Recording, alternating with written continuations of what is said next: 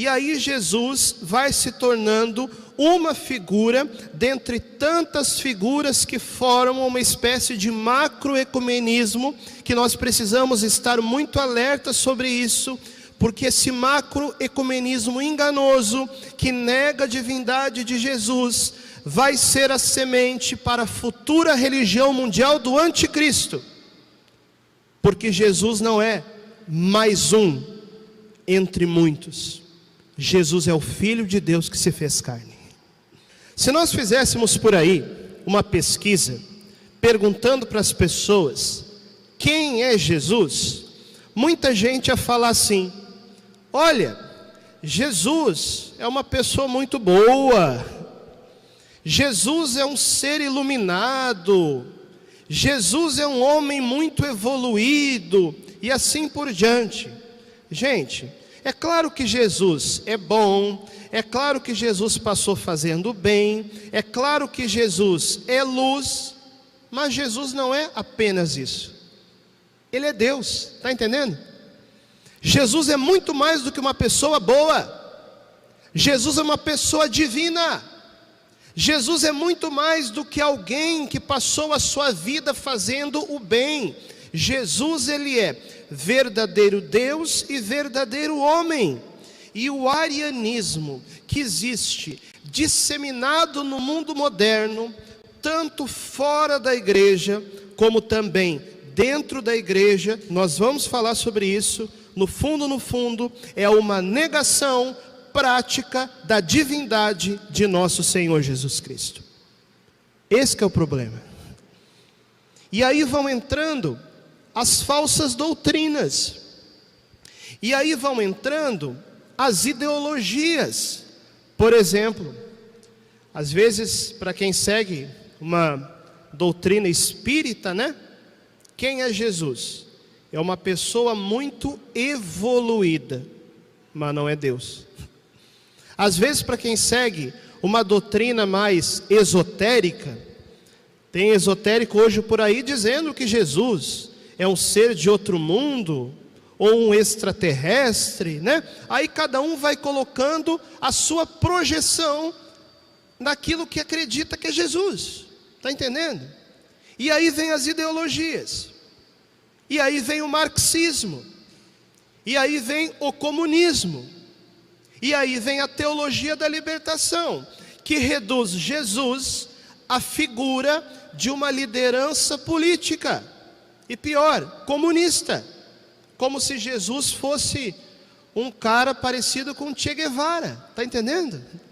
Então, a partir do momento que nós tiramos a divindade de Jesus, cada um procura preencher esse vácuo com aquela ideia que faz a respeito de Jesus. O problema é que isso é uma concepção humana de Jesus. Isso não é Jesus revelado pelo Pai a nós. Está entendendo? Então, das duas, uma. Ou nós cremos naquilo que Deus nos revela, primeira possibilidade, ou nós inventamos uma outra revelação para colocar no lugar de Deus. Ok? Então essa é a pergunta que nós precisamos responder hoje. Quem é Jesus para nós? Quem aqui é católico, levanta a mão. Se você é católico de verdade, você junto comigo crê que Jesus é Deus. Sim ou não? Essa é a fé católica. Essa é a fé cristã. Senão a gente começa a entrar naquele problema daquele macroecumenismo do mundo de hoje, porque veja bem, se Jesus é um ser humano bom, como tantos outros, aí vão se colocando lado a lado, porque vai se falando assim: ah, mas tal ser humano também é bom. Ah, mas Buda também fez o bem. Ah, mas Maomé também aquilo. E aí Jesus vai se tornando uma figura dentre tantas figuras que formam uma espécie de macroecumenismo, que nós precisamos estar muito alertas sobre isso, porque esse macroecumenismo enganoso, que nega a divindade de Jesus, vai ser a semente para a futura religião mundial do anticristo. Porque Jesus não é mais um entre muitos. Jesus é o Filho de Deus que se fez carne. Ou nós cremos nisso e ficamos com a fé cristã, cujo centro é a pessoa de nosso Senhor Jesus Cristo, fora do qual não há salvação, ou nós podemos ser enganados, considerarmos Jesus apenas mais um e entrarmos na falsa religião do anticristo. Por isso que nós precisamos nos decidir. Quem é Jesus para mim? Ele é verdadeiro Deus e Ele é verdadeiro homem. Número 2, você sabe que a presença real de Jesus no meio de nós, que está em todos os sacrários das igrejas do mundo todo, é uma presença divina, sim ou não? Durante a celebração da Santa Missa, o Verbo Divino, que uma vez se fez carne no seio da Virgem Maria e habitou entre nós, na Santa Missa, pelas mãos do sacerdote, que são o novo útero de Maria, o Verbo Divino se faz carne na Eucaristia para alimentar a igreja. E por que ele tem esse poder? Porque ele é Deus. Agora, se nós caímos nas novas formas de arianismo, se nós consideramos Jesus somente uma pessoa boa, bom, aí não existe Eucaristia, está entendendo? Aí o negócio se torna algo simbólico, como se fosse um pedacinho de pão. E aí as pessoas, por não acreditarem mais na prática, na divindade de nosso Senhor Jesus Cristo e na presença eucarística de Jesus na hóstia consagrada, começam a tratar a Eucaristia de qualquer jeito.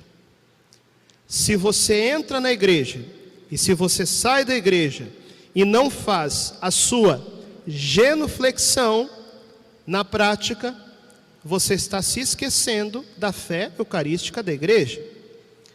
Se você comunga na Santa Missa, sem se preparar para a comunhão, através de uma boa confissão, na prática, você está se afastando da fé eucarística da igreja. Se você comunga o corpo de Deus como se fosse uma coisa qualquer, como se fosse um pedacinho de pão, não tem cuidado com os fragmentos, não tem cuidado com os gestos, não tem cuidado com a adoração após a comunhão, no fundo, você está se afastando na prática da fé eucarística da igreja. E aí a gente vai entendendo uma coisa. Para essa nova mentalidade ariana e tomando conta, não precisa que a heresia seja ensinada expressamente. Basta que a verdade deixe de ser pregada. Está entendendo?